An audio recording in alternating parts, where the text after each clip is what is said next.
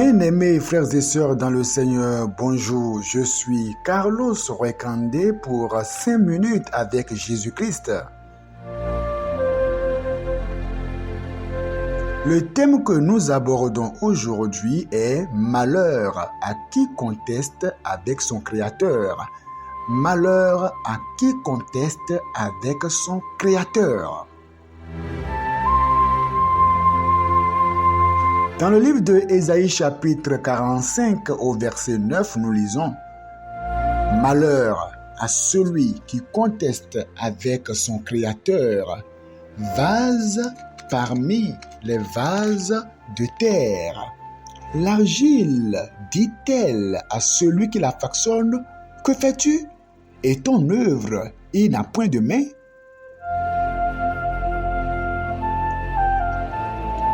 Alors, bien-aimés dans le Seigneur, malheur à qui conteste avec son Créateur. Eh oui, il y a plusieurs qui dans ce monde ont choisi de manière délibérée de contester avec leur Créateur.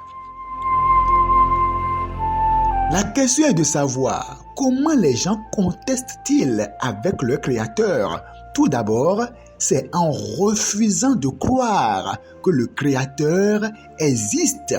Ils prennent leur intelligence, leur savoir, leur philosophie, leur connaissance pour pouvoir refuser de croire que le Créateur existe.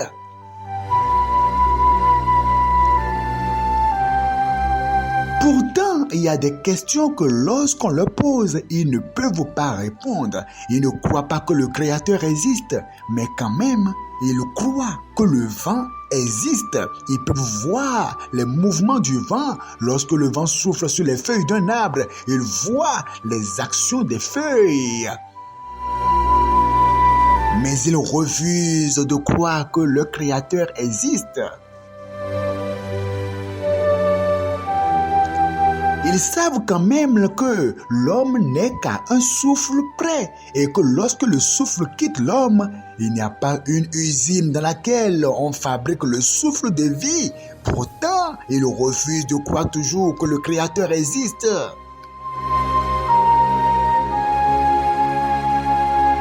Les hommes les plus sages sont morts, les hommes les plus puissants sont morts, les hommes les plus intelligents sont morts. Et il n'y a pas eu une usine où on travaille l'homme pour le ramener à la vie.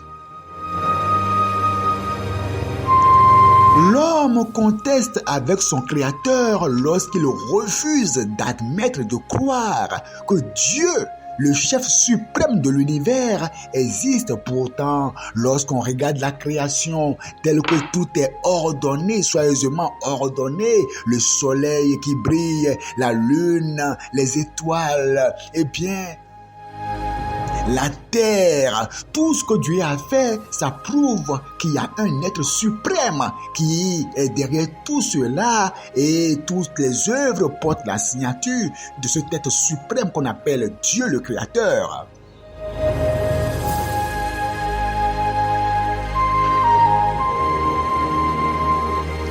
Comment contester avec son Créateur? C'est lorsqu'on refuse de croire que le Créateur a envoyé son Fils unique Jésus-Christ et qu'il est mort pour nos péchés.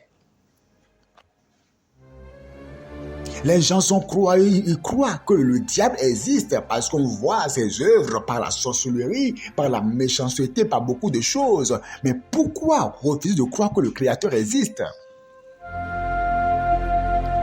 Jésus-Christ est mort sur la croix pour nos péchés et Jésus-Christ est ressuscité le 3e jour. Eh bien, et lorsque vous partez en Israël, les preuves tangibles sont encore là. Les gens refusent de croire que Jésus-Christ a existé. Pourtant, ils croient que Karl Marx a existé. Ils croient que Avogadro a existé. Ils croient que réellement Kurt Lewin, Max Lowell, tout cela ont existé, mais ils refusent de croire que Jésus-Christ a existé. Pourtant, Jésus-Christ continue de pardonner, de libérer, d'affranchir sous nos yeux, de guérir des personnes qui souffraient des maux incurables. Mais on refuse de croire qu'il existe, qu'il a existé et qu'il est le sauveur du monde. Comment contester avec son Créateur? C'est lorsqu'on refuse de lui donner sa vie, de se repentir et d'avoir son nom écrit au ciel. C'est contester avec son Créateur. Lorsqu'on refuse l'appel de Dieu au ministère, quand Dieu t'appelle au ministère, ou il appelle ta femme au ministère pastoral, et que tu refuses, c'est contester avec son Créateur. Quand il te dit, donne-moi tes talents, donne-moi ton savoir-faire, ta connaissance, tes habiletés, mets cet argent à mon service, envoie cet argent à telle personne et que tu refuses, tu contestes avec ton Créateur et ça ne te fera pas du bien. Réponds-toi aujourd'hui et laisse-toi au Seigneur. Que le Seigneur te bénisse.